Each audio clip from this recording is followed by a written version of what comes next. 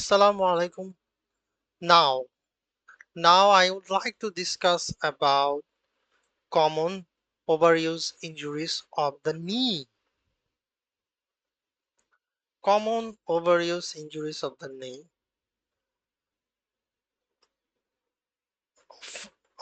First, patellofemoral pain syndrome,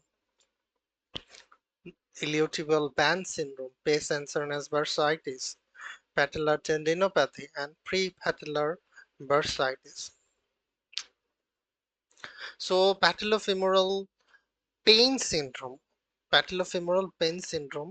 there is anterior knee pain, polylocalized anterior knee pain, pain with squatting, common in runners and more common in women. Patellofemoral pain syndrome, anterior knee pain, pain with squatting, pain with squatting, and common in runners and more common in women. So patellofemoral is anterior. Iliotibial band syndrome, ilio, lateral knee pain. It is also common in runners and also in cyclists. So iliolateral knee pain, tenderness at lateral femoral epicondyle with flexion and extension. So ilio, lateral knee pain, tenderness at lateral femoral epicondyle with flexion and extension. Pes anserinus bursitis.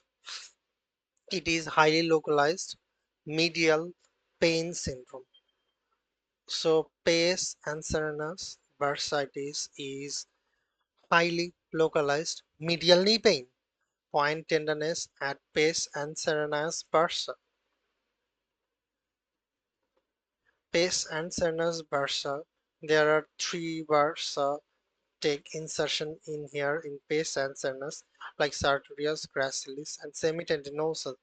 These three tendon insert here in pes anserinus.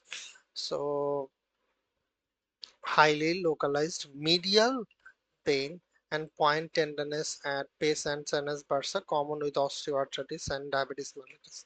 So diabetes mellitus and osteoarthritis.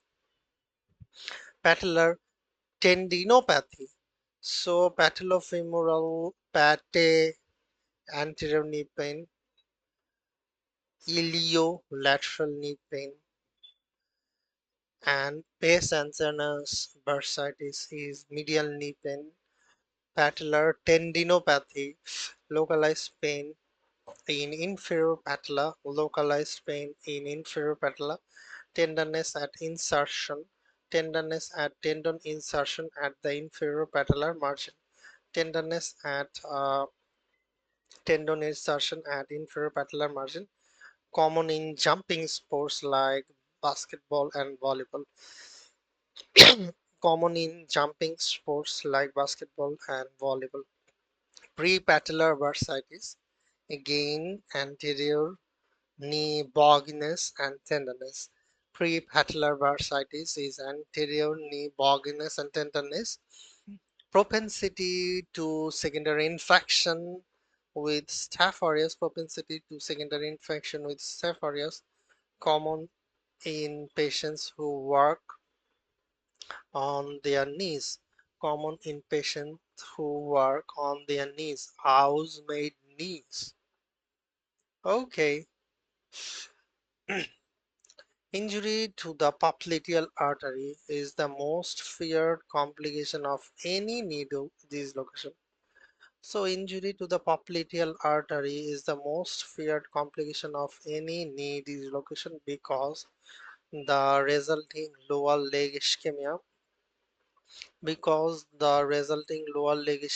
and can cause irreversible injury requiring above the knee amputation. Management begins with immediate reduction of the dislocated knee. Management begins with immediate reduction of the dislocated knee, given the risk of vascular injury, followed by meticulous vascular examination that includes palpation of the popliteal and distal pulse, measuring the ankle brachial index, and duplex ultrasonography.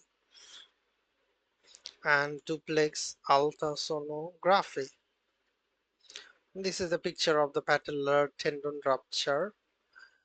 Patellar tendon. This is the patellar tendon rupture. In here, there is quadriceps tendon. There is patellar tendon.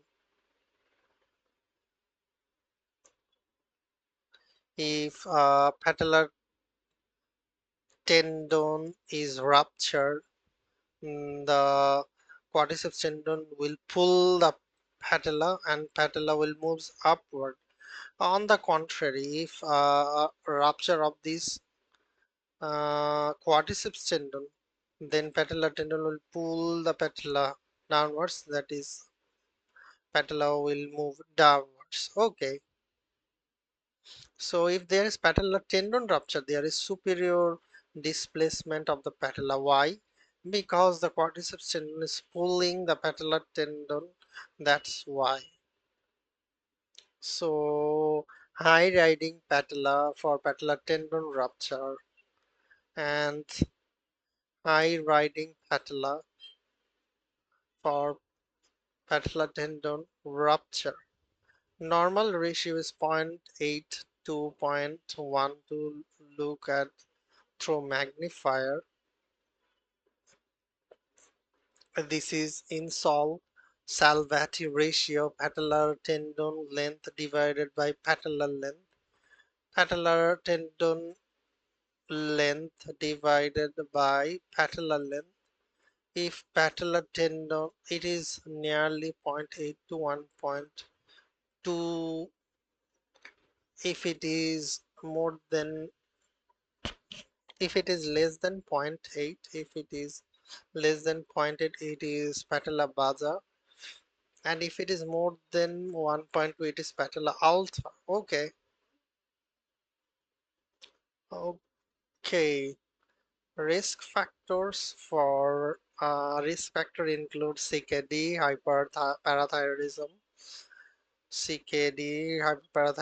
fluoroquinolone antibiotic, anabolic steroid abuse. CKD, hyperparathyroidism, fluoroquinolone antibiotic, and anabolic steroid use. Patients with patellar tendon rupture, early surgical rupture to optimize the recovery of normal knee motion to prevent long-term disability. In contrast, management of partial patellar tendon tear, in which extensor mechanism remains intact and is typically non-operative, with a period of new embolization 6 weeks followed by physical therapy. Now, patellar dislocation,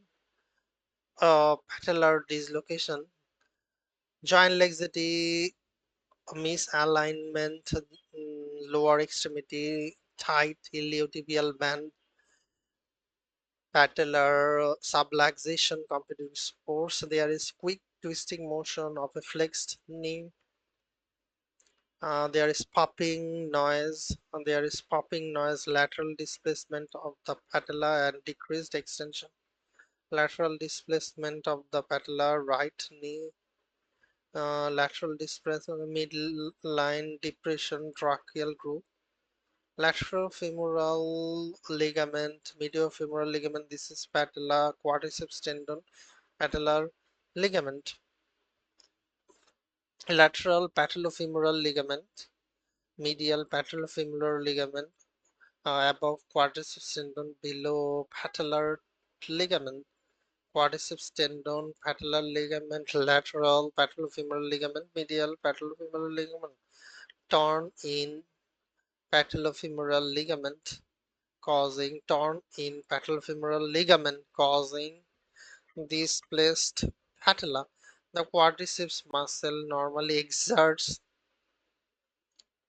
Lateral force on the patella, which especially during quadriceps contraction. Therefore, in cases of patellar dislocation, lateral displacement with associated tear of medial patellofemoral ligament, which normally provides an opposing medial force, is most common. Superior and medial dislocations are rare, and spontaneous reduction or closed reduction should be done. So this is all about patellar dislocation and common overweight, common overuse injuries of knee. Hope you enjoy.